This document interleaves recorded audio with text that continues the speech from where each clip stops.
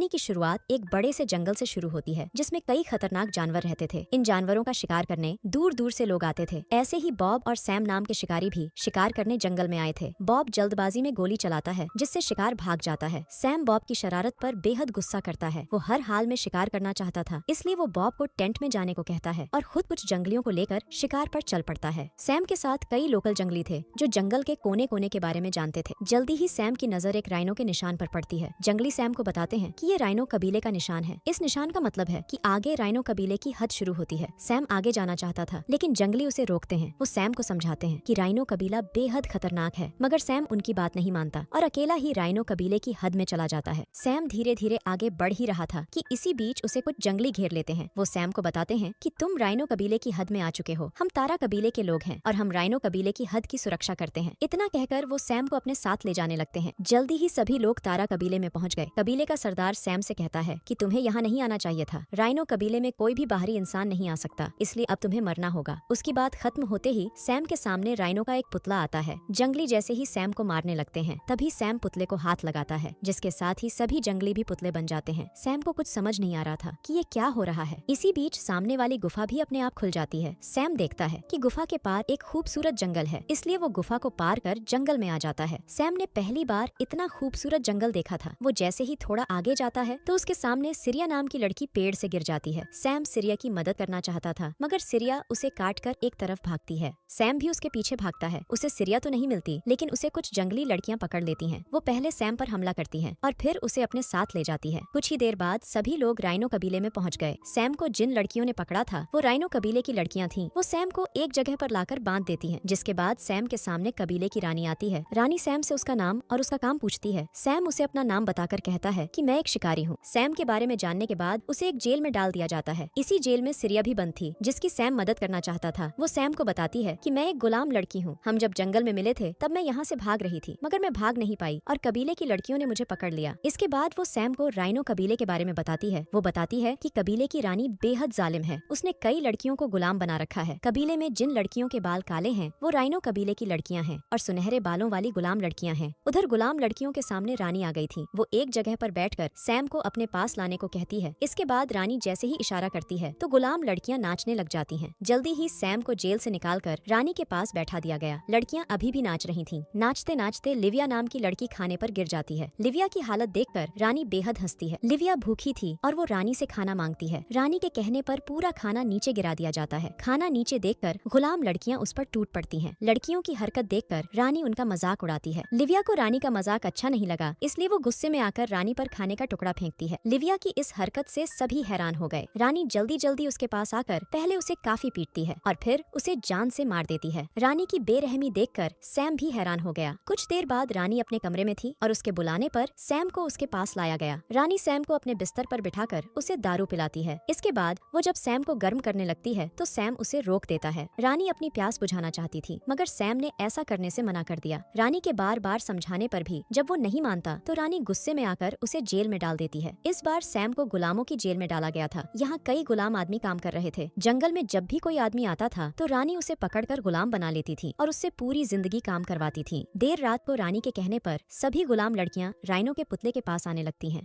Rhino कबीला rhino के पुतले को पूछता था और वो उसी के जरिए अपने देवता से बात करते थे। ये कबीला अपने देवता को खुश करने के लिए हर हफ्ते उसे एक लड़की देता था। आज भी रानी सबसे पहले अपने देवता को माथा टेकती है। इसके बाद उसके इशारे पर सभी लड़कियां बारी बारी देवता के सामने आती हैं। राइनो झाड़ियों में छुपकर सभी लड़कियों का बदन देख रहा था। सभी लड़कियों को देखने के बाद वो सोफी नाम की लड़की को पसंद करता है। कुछ देर बाद सोफी को तैयार कर लिया गया क्योंकि वो देवता को खुश करने वाली थी। सोफी को तैयार कर पुतले पर बिठा दिया गया, जिसके बाद सभी लड़कियां उसे माथा टेकती हैं। लड़कियां माथा टेककर अपनी गुफा में चली जाती हैं। सबसे आखिर में रानी भी उसे माथा टेककर चली जाती है। उसके जाने के बाद देवता सोफी के पास आकर उसे अपने साथ ले जाता है। थोड़ी ही देर बाद सिरिया सैम के पास आती है। जेल के सभी गुलाम नींद में थे। सिरिया सैम को जगाकर उसे देवता के बारे में बताती है। वो बताती है कि रानी हर हफ्ते देवता को एक लड़की देती है और देवता उसकी गुफा लूटकर उसे मार देता है। सिरिया सैम से मदद मांगती है। उसे पूरी उम्मीद थी कि सिर्फ सैम ही गुलाम लड़कियों की मदद कर सकता है। अगले दिन रानी अपने कमरे में नहा रही थी। सैम उससे बात करना चाहता था, इसलिए रानी के कहने पर सैम को उसके पास लाया गया। सैम रानी की प्यास बुझाने के लिए तैयार था, इसलिए रानी बेहद खुश हो गई। रानी सैम से कहती है कि तुम पहले मेरी प्यास बुझाओगे और फिर कबीले की लड़कियों की। सैम रानी के करीब आना चाहता था ताकि मौका मिलते ही वो उसे मार डाले और गुलाम लड़कियों लड़कियों की मदद कर सके। वो रानी की हर बात मानने के लिए तैयार था। रानी उसे अपने पास बुलाकर अपनी प्यास बुझाने लगती है। उनकी हरकतें देखकर कबीले की बाकी लड़कियां भी गर्म हो गई थीं, क्योंकि वो भी प्यासी थीं। कुछ देर बाद सैम ने रानी की प्यास बुझा दी, जिसके बाद रानी खुश होकर नाचने लगी। दोनों इस समय पूरे कबीले के सामने थे। रानी जिस तरह सैम के साथ नाच रही थी, वो चीज सिरिया को बिल्कुल अच्छी नहीं लग रही थी। उसे सैम से प्यार हो गया था, इसलिए उसे रानी से जलन होने लगी थी। नाच गाने के बाद रानी अपने कमरे की तरफ जाने लगी, जबकि सैम खुद के लिए खाना उठाने लगा। वो खाना लेकर जैसे ही जाने लगा तो सिरिया उसे पीछे से रोककर कहती है, मैं तुमसे बेहद प्यार करती हूँ सैम। हमारी मदद करने के लिए तुम्हें रानी का गुलाम नहीं बनना चाहिए और न ही उसका पानी निकालना चाहिए। सिरिया की बात सुनकर रानी सैम पर गुस्सा करती है। इससे पहले कि वो कुछ कर पाती, सैम उसे धक्का मारकर नीचे गिरा देता है। रानी जल्दी जल्दी गुस्से में उठती है। उसके कहने पर पहले सैम को पकड़ लिया जाता है और फिर सिरिया को। सैम एक बार फिर से गुलामों की जेल में आ गया था, जबकि रानी के कहने पर सिरिया को तैयार कर दिया गया। रानी ने फैसला कर लिया था कि वो आज खास तौर पर राइनो को बुलाएगी और उसे सिरिया दे देगी। सिरिया को भी पता था कि उसके साथ क्या होने वाला है। रानी के कहने पर वो पुतले पर बैठ गई,